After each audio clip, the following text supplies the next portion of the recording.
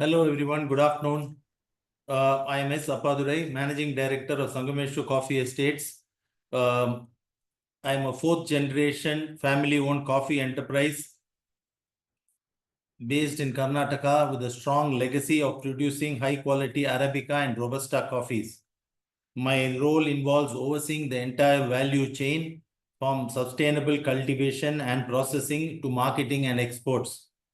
I have been closely involved in modernizing our estate practices, introducing traceability systems, and promoting Indian specialty coffee in international market. I am deeply passionate about quality, sustainability, and innovation in agriculture, and I take pride in carrying forward a legacy while adapting to the evolving global coffee landscape. I am also currently a board member at Indian Institute of Plantation Management and have contributed to the coffee industry as past chairman of Karnataka Planters Association. Thank you for having me. Now coming to the major coffee species grown in India, the main coffee species are under two categories. One is Arabica, grown at an elevation of 1000 to 1500 meters. It's known for its mild flavor, aroma, and lower caffeine content.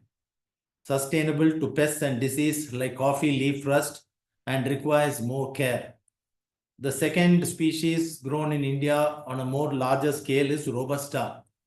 It's also called coffee canifora, grown at a lower elevation below 1000 meters, more disease resistance, higher yields, and higher caffeine content. Stronger, more bitter flavor, used widely in instant coffee and blends. Some of the lesser known coffee species in India are Liberica and Excelsia. We call them as tree coffees, rare in India but gaining interest among experimental growers. Large beans with unique floral and fruity profiles. It's more resilient in changing climates and it's still niche. Adds complexity to blends with tart fruity notes. Some of the coffee varietals which have been planted in India over the years are Kent's, Old Selection, Selection 288, Selection 795, Kaveri, Selection 9 and Chandragiri are the currently varietals which have been planted by the farmers. Kaveri is a compact Arabica ideal for high density planting. Chandragiri Arabica hybrid derived from Selection 795 and Katura, rust resistant and high yielding. Selection 9 Arabica hybrid of Tafarikala and hybrid D. Timor combines quality and resistance. So the materials which are being planted by the farmers right now are Chandragiri and Selection 9 among Arabica varieties. Hybrid development, experimental trends going on are hybrid development using Ethiopian wild species and Timor hybrids for climate adaptation.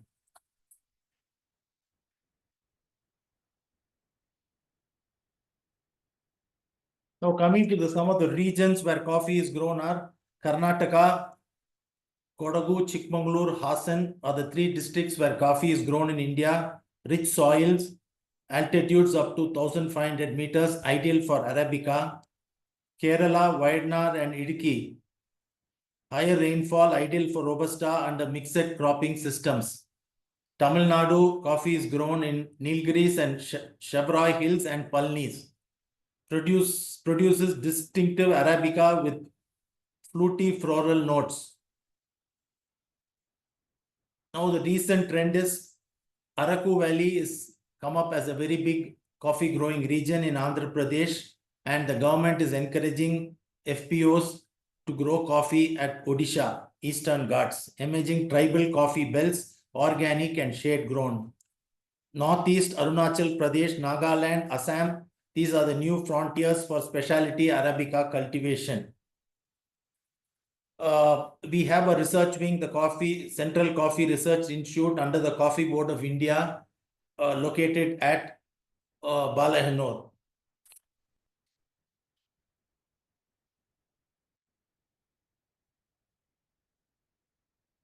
Now coming to the activities of coffee cultivation at each farm.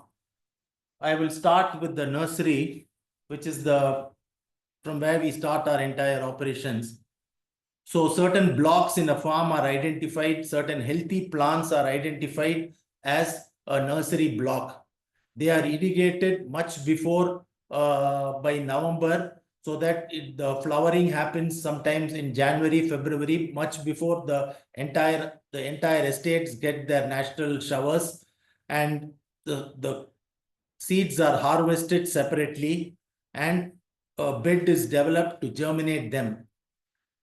In about 40-45 days, the bed consists of soil, jungle soil, and compost.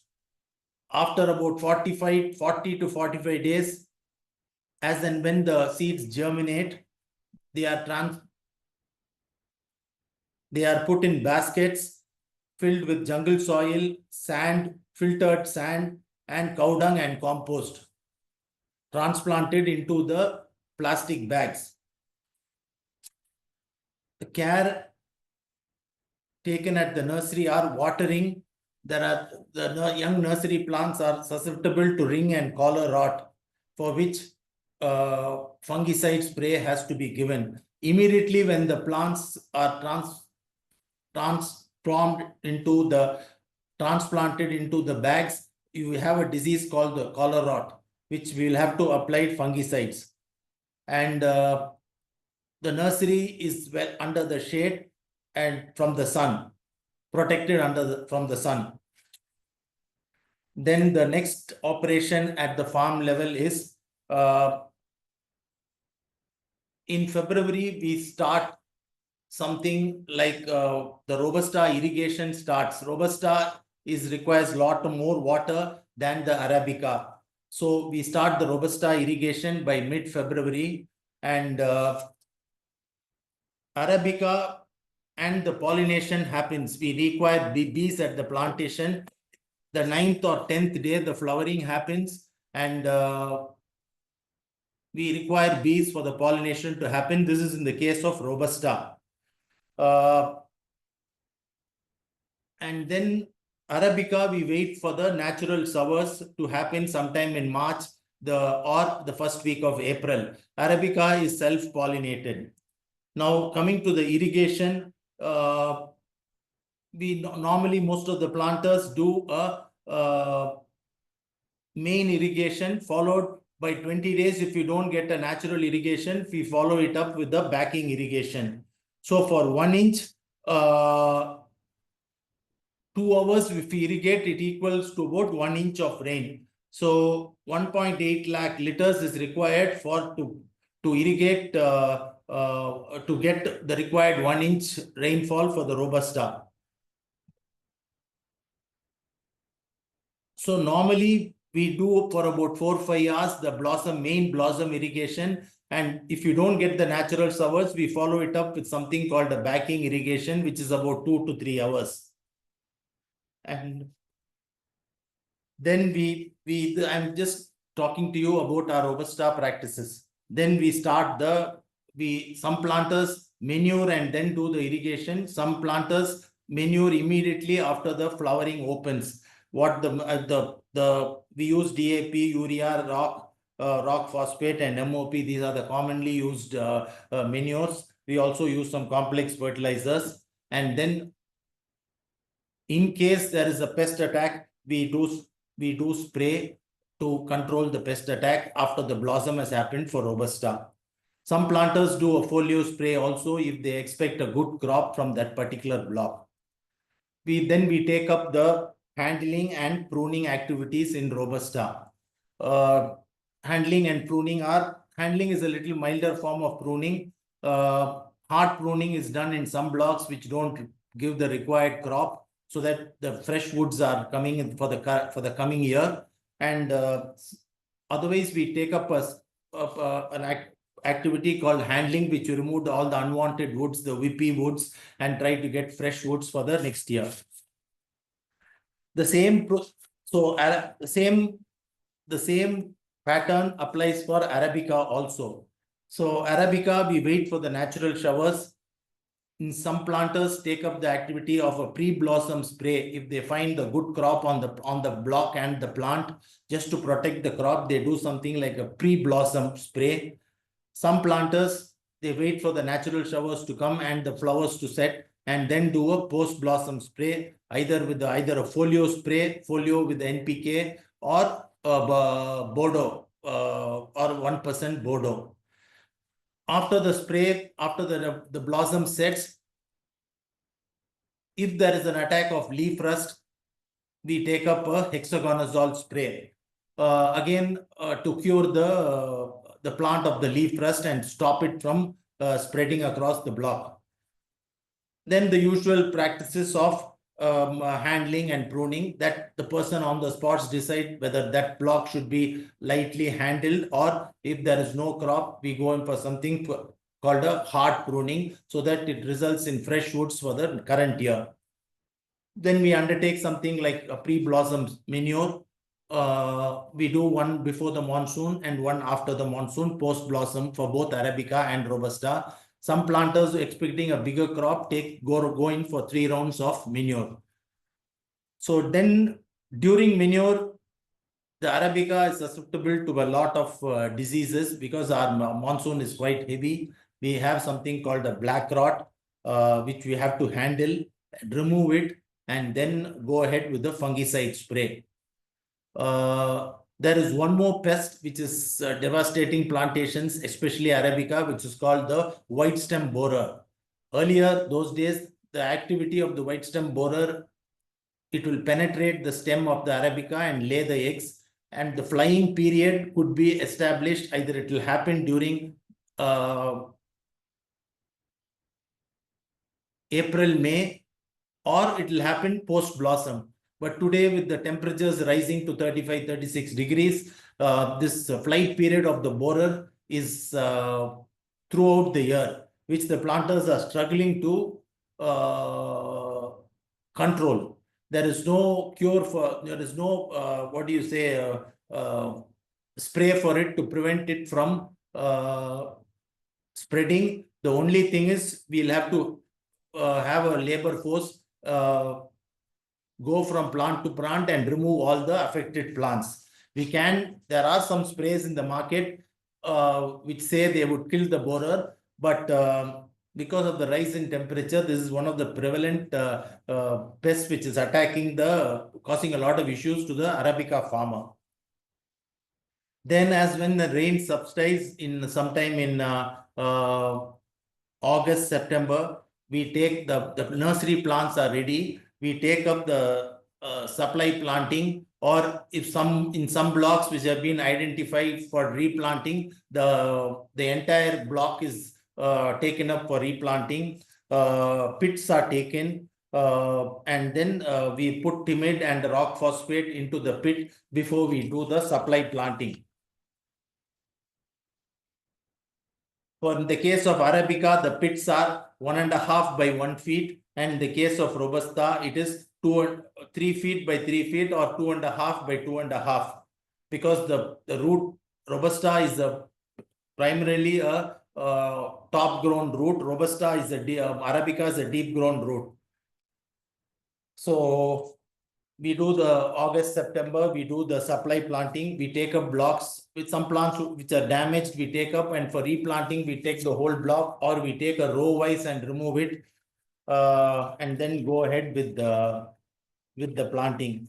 Then again, we have a go in for a post blossom. Once the monsoon is coming to an end, we go in for a post blossom spray manure, and by November end, we analyze the soil. We take the soil in between the 4 plants and send it to either the coffee research station or a private organization to determine the pH and other organic carbon content and the other micronutrients, other nutrients in the soil.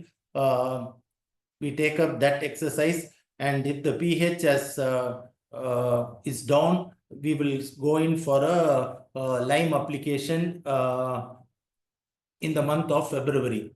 So we do the test is done for organic carbon, NPK, pH of the soil. The main is the pH of the soil. If it is ideal pH for the coffee is around 6. So if it is depleted and come up to 5.2, 5.3, we are half a ton or 1 ton based on the recommendations. We go for a lime or a dolomite application. We also analyze the soil for micronutrients. We do for zinc, iron, copper, magnesium, and calcium. These are the, and then by December, our crop is ready for harvest. We take up the harvesting of Arabica first. Arabica comes initially. Selective 2 rounds harvesting is done. In the first round, all the ripe ones are picked, and in the second round, the plant is stripped of the entire crop. For a specialty grower like me, we do 3 rounds of picking so that the greens and the ripe don't get mixed, which will affect the quality of the coffee. By January, we start the Robusta as and when the Arabica, if it's a pure Robusta planter, he will wait for January and start his harvesting. But in my case, I have Arabica and Robusta. So we start by November 15th, we start the Arabica harvesting. It goes on till January 15th. And after that, we commence our Robusta picking. We try to do selective 2 rounds for Robusta also, but it depends. If the plant, if the crop is getting drier on the plant, then we go for stripping straight away. And then by March, the pepper harvesting will happen. So by March end, Arabica and Robusta harvesting is likely to complete. Then it will be pepper in March and April. And then what we do is we do most of the plantations have a wet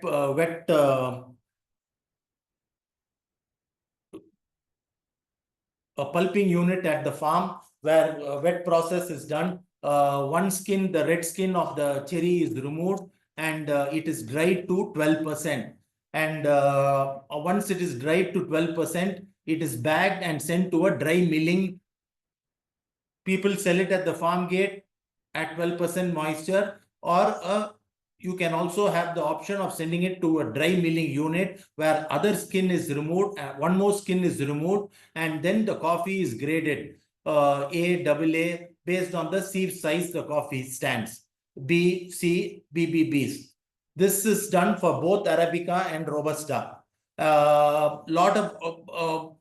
We do these practices. We sell it to our own dry milling situated at Hassan. Lot of planters sell it at the farm gate. Since the prices are very attractive now, they don't go to this process of dry milling. At the wet milling station on the farm, one skin, the one skin is removed. People who don't have a wet milling station at the farm, they do a unwashed coffee there itself. They don't wash it. The whole process is called washing. So as a specialty grower, we do washing of coffees at the farm. There it's left to the individual farmer. They might make it a cherry unwashed, and also sell it at the farm or send it to the dry milling. Most of our coffees are washed, and maybe a 10% might be unwashed, and we sell it to our dry milling station, which is situated in Hassan. This in general, this in general is the cultivation practices each farm adopts during the course of the year. And some of the farmer challenges are high capital cost.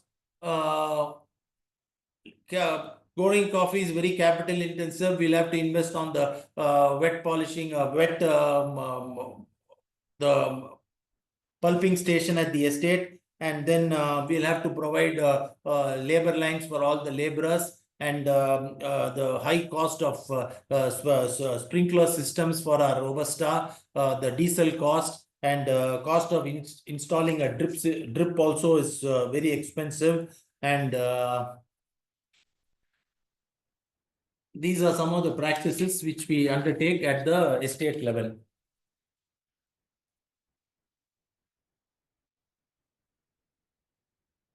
Now,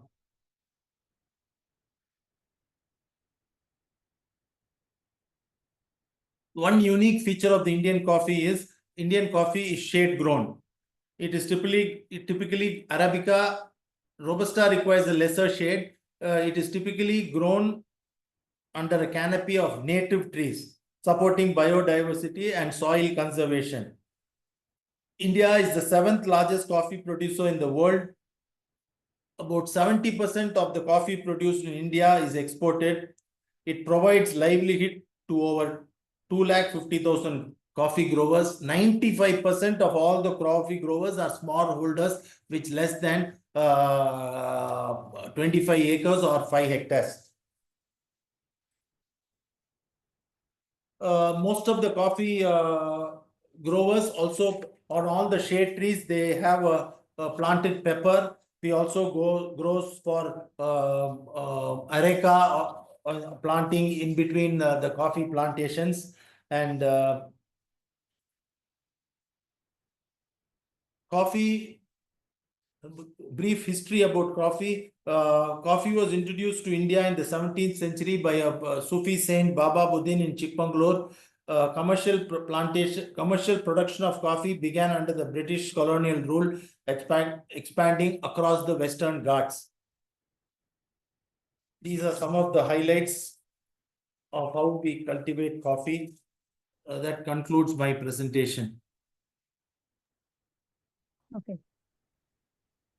Thank you, Mr. Sriram, for the detailed presentation and the talk.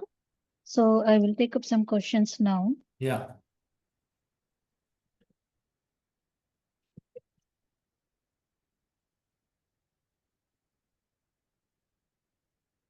Okay.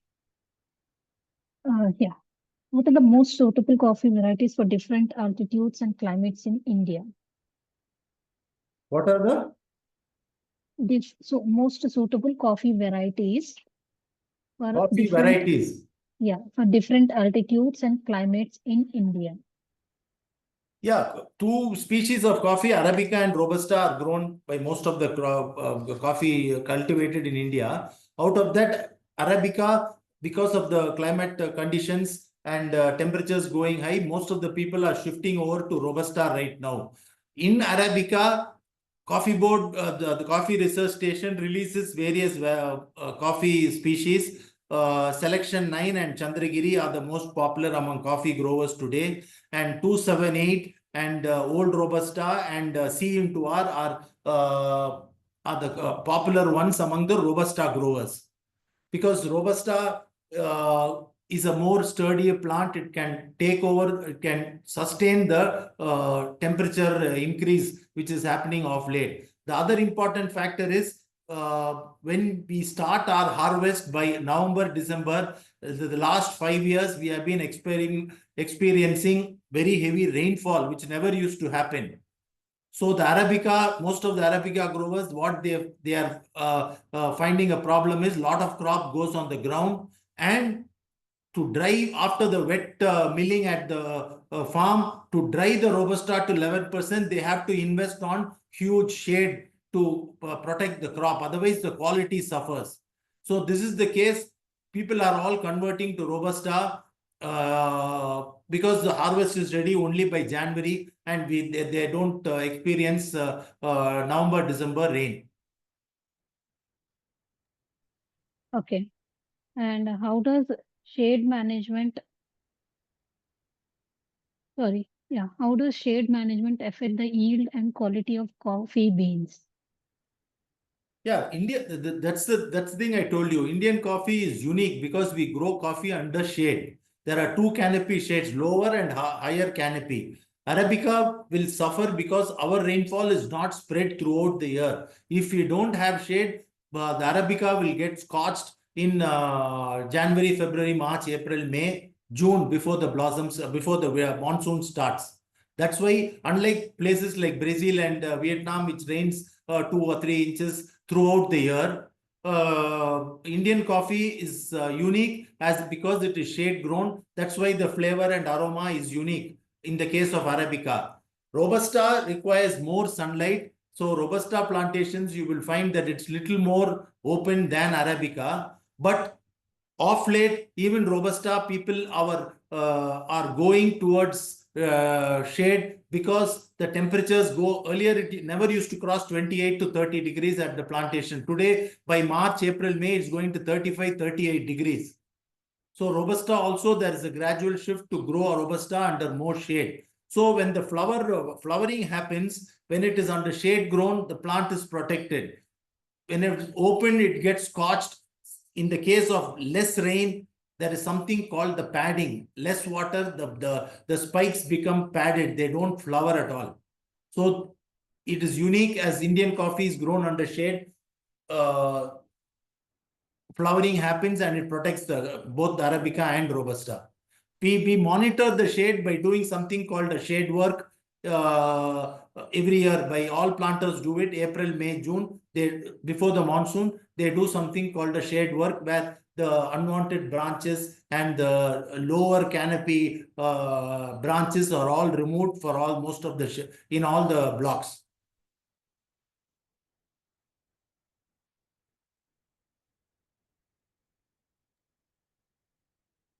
Okay.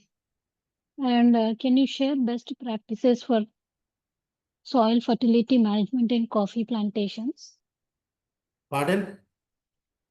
Can you share best practices for soil fertility management in coffee plantations? See, these huge shade trees, native shade trees add to the organic soil content in the coffee because the leaves shed and it gives a good organic carbon and content in the soil. So as I mentioned earlier, every November we analyze the soil in each of the blocks. 0 to 9 inches and 9 to 18 inches, and for the pH and organic carbon content, what is the percentage of nitrogen, phosphorus and potassium in the soil, and then we also do it for zinc, iron, copper, magnesium and calcium. And if it is deficient, any of these is deficient, by February we'll apply what is required to increase the dosage to the required levels. So this and we of course the once if you have a wet milling section at the wet milling plant at the farm, the coffee husks also along with the cow dung, we make it as a compost and also apply to the plants fields every year.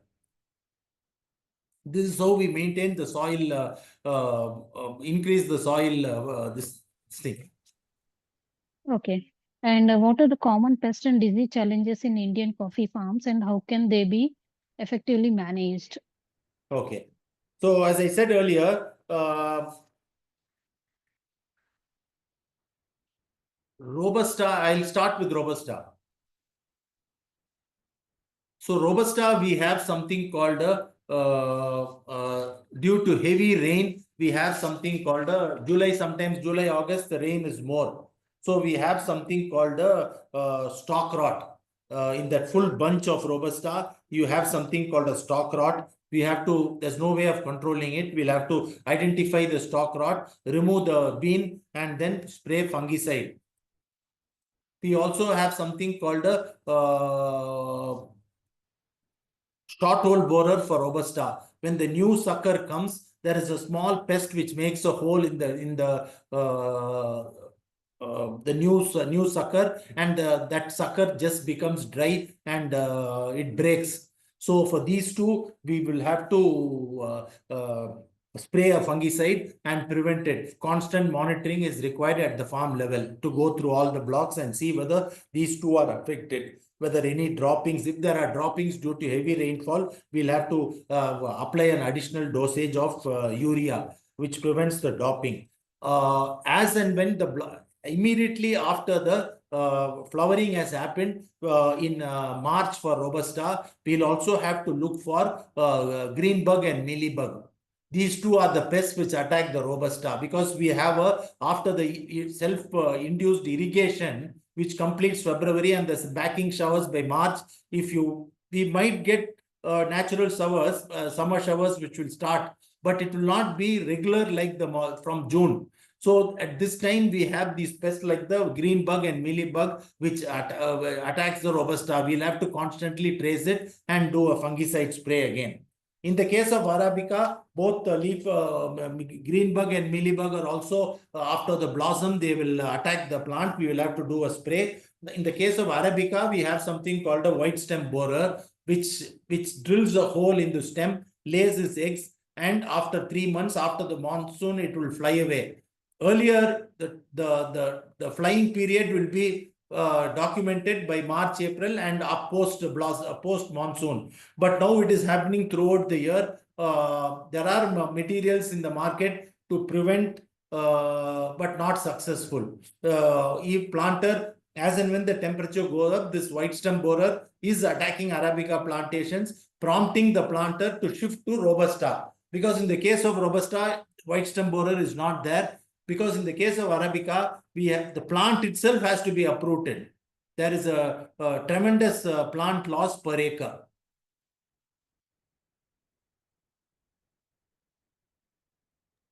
Okay. And what is your view on organic coffee farming? Does it offer better market value and sustainability?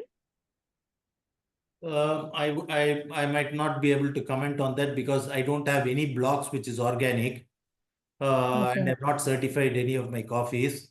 Yes, there is a higher premium for organic coffee, but the yield is also very less when compared to a non-organic block. Okay. And what type of irrigation system is most efficient for coffee plantations? That is drip, sprinkler, or another method? Well, including me, we have used drip. We have found the production which is good. But then the more the suckers, the more short hole borer comes. But generally, planters don't use drip irrigation for a Robusta blossom, because Robusta blossom we'll have to give for about 5 hours. It is not possible to do the drip at 5 because most of the plantations will not have water during February, March.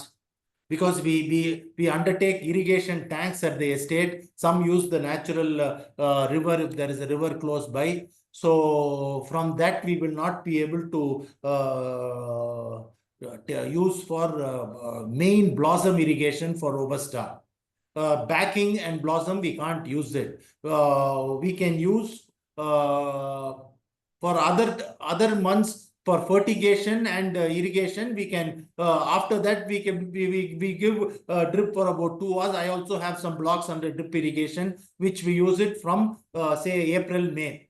But for the main irrigation, we will not be we use only sprinkler jets, because 1 inch 2 hours if you irrigate, it will be 1 inch of water. We require 2 inches for the blossom. So we'll have to do for 2.5 inches. We'll have to do for 4 to 5 hours.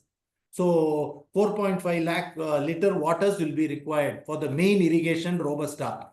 Robusta requires more water and earlier than Arabica. So for that time, we do the traditional traditional spray sprinkler irrigation.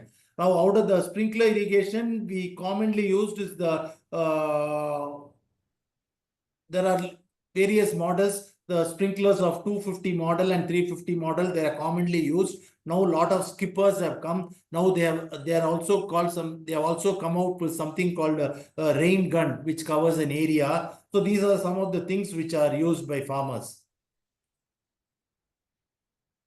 Okay.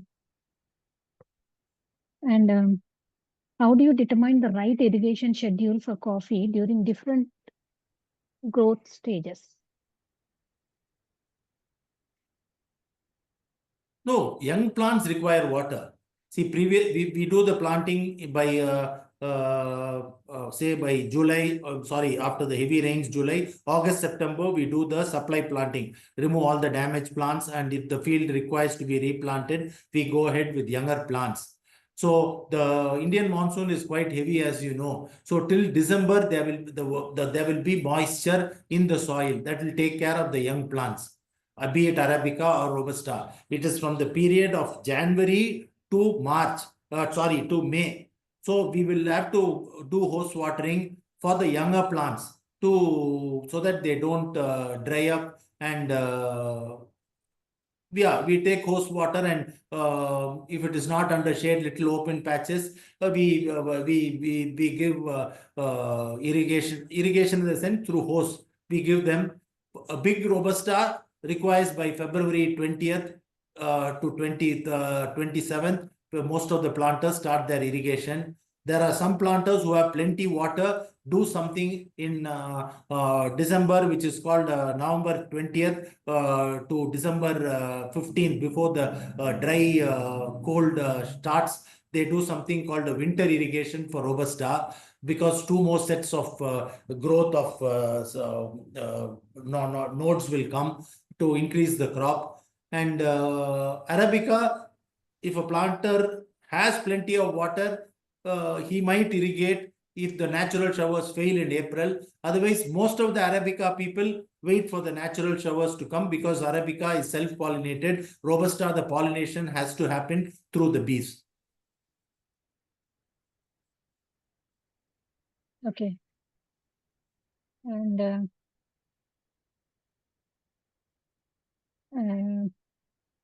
yeah, how can farmers with limited water resources optimize irrigation in coffee farming? Limited water resources.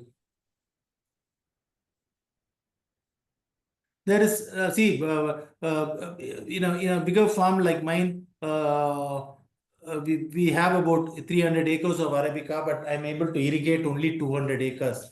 So there is something called a single superphosphate spray we do, so that the plant sustains itself for a month.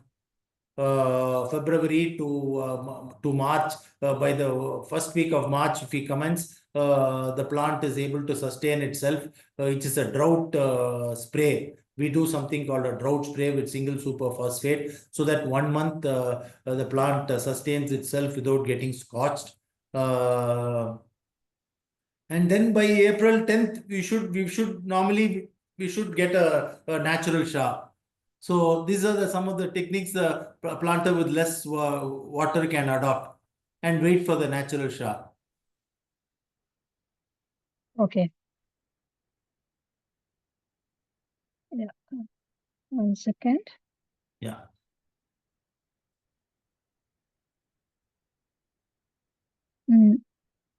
Yeah. Is rainwater harvesting or water storage feasible and cost effective for small coffee farms? No, I don't think so, because in your maybe in a planter's house he can do the rainwater harvesting, because most of our estates are very few flat plantations are there. It's all grown on the hilly slopes. So I doubt whether we can do rainwater harvesting to preserve the water. In one of my divisions, which is a flat land, we do, if there is a small spring, we try to build a tank around that and try to preserve the rainwater. But two problems in that. One is seepage, so we have to put some material to see that the water doesn't seep out. And secondly, January, February, there is a lot of loss due to evaporation loss. Okay. And how is climate change impacting coffee farming, and what adaptive measures do you recommend? Yeah, climate change is a challenge. Temperatures are getting very hot. Earlier, only till May, plantations used to experience 35 to 40 degrees. Now, by 12:30 to 3:30, from February onwards, every day, if you measure, the temperature is going up to 35 degrees. So more pest attack to the plant, and the setting is getting affected. plants require more water due to the temperature going up. And these are some of the, and of course, when we are ready with the harvest, it is raining in November, December, which one is affecting the crop on the plant. And then the next year's crop also is getting affected because the spikes start moving. It is not supposed to move, and it flowers sometime in January, which is not good for the plant. We'll have to harvest the plant and wait for about 2 months, and then only the flowering should have effectively happen. So, and then what crop has been harvested for a specialty coffee grower like us, it is very, very difficult to dry the plant on a barbecue table. We have to invest on shade cover, which is costing us more like a huge investment, so that we safeguard the because we'll have to dry it to 11% and send it to the wet mill dry milling section. So the drying takes a longer time at the farm. These are some of the problems which the climate change is affecting the coffee grower. And see, it affects the companies. It will affect the same. It will affect the private smaller growers also. The problems are the same. Okay.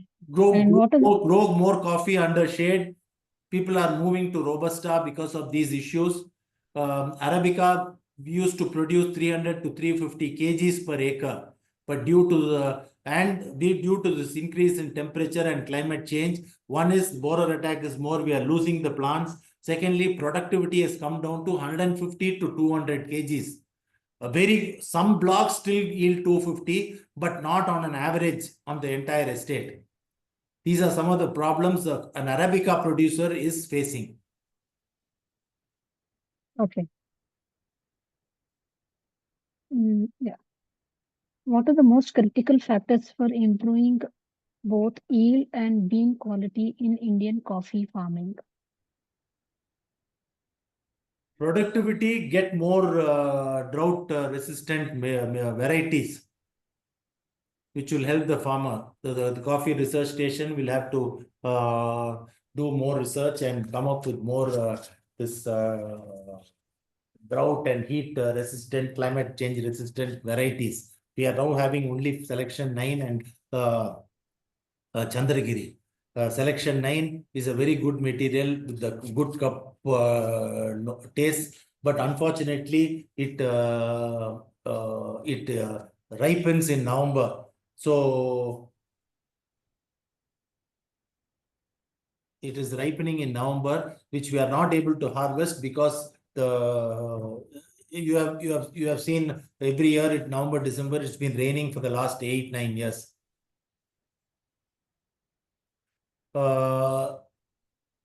Yeah, coffee research station will have to come up with better varietals to help the grower tide over the climate change. What is the second part of the question? Yeah, I'll repeat once again. What are the most critical factors for improving both yield and bean quality in Indian coffee farming? Somebody is wanting to log into the meeting. Can you let them in? Yeah, one second.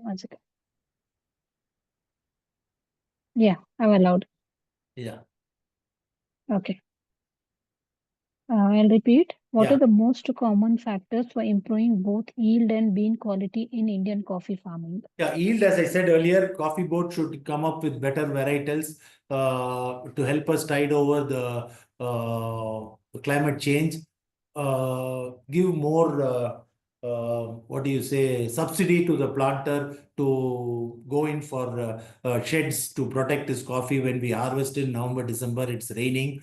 And into the quality in the international market, Indian Arabica is on par with some of the best coffees in the world. There are a lot of new techniques which are coming in, which further adds value and which further improves the flavor of Indian coffee. We as a company do a lot of measures like fermentation and other these things. A private planter, a small grower will not be able to afford all that. maybe we'll have to go in for fermentation tanks, and that's a completely different subject. So the farmer has to invest in all that, which will help improve his quality and help him get better premiums. We do all that as a company, so our quality of our coffee is very improved. We have something called the specialty. We are in the field called the specialty coffee, which your coffee will have to score over 82, and most of our coffees get that because we adopt. I'm not sure how a small farmer would be able to do all this. We'll have to ferment the coffee for 24 hours, get it cupped, and then basically have a passion to improve his cup score and his quality of coffee. Okay. So I have the last question. Are there any government schemes or subsidies available specifically for coffee farmers implementing irrigation systems? Yeah, there are a lot of schemes announced by the coffee board in their, but most of it is applicable to small farmers. 5 hectares and below 25 hectares, not applicable to companies like us. For us, only a replanting scheme is we can utilize the subsidy from the coffee board. And a lot of schemes are available for FPOs. Like if a group of people come together and form an FPO, there are plenty of schemes being available today by the government.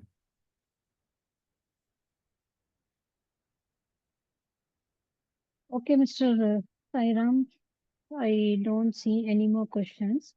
Yeah. So now we have come to end of question round. On behalf of agricultureinformation.com, I'd like to thank you for a very detailed presentation and answering all the questions in depth.